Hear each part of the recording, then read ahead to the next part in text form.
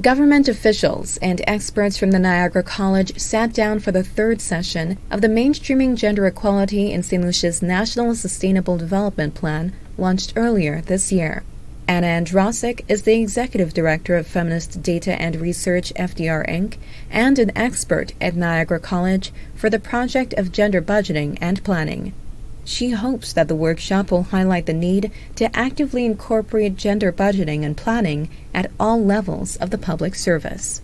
The Gender Budgeting and Planning Workshop is a second part of the training. It's now an intermediate workshop aimed at training trainers, creating a stronghold for St. Lucian government specifically. So we are aiming to have champions in the government, taking gender budgeting and planning process forward and making sure it's incorporated at the level of all ministries, possibly under the Prime Minister of St. Lucia and under the leadership of the Minister of Gender and Education. Andrasik says that participants of the workshop showed great enthusiasm towards adopting the concepts explored during the event. This was a voluntary workshop. People had to sign for the workshop as they wanted to become trainers of trainers. It came out of our first exercise in gender budgeting and planning.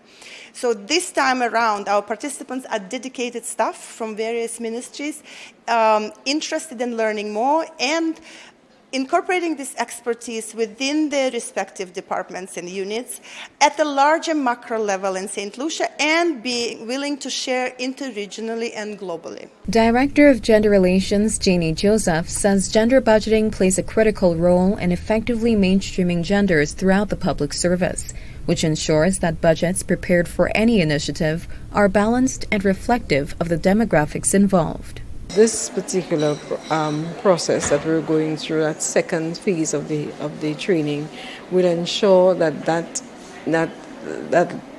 understanding remains here, because these persons now are going to be assisting with sensitizing other people about gender budgeting within their own ministries, and not only sensitizing those persons but ensuring the practice of gender budgeting in their ministries, the influencing of further workshops and activities that will encourage gender budgeting, not just in the public service, but as we move towards gender mainstreaming in the private sector and so on. Joseph expounded on the long-term goal to integrate gender mainstreaming into the planning process.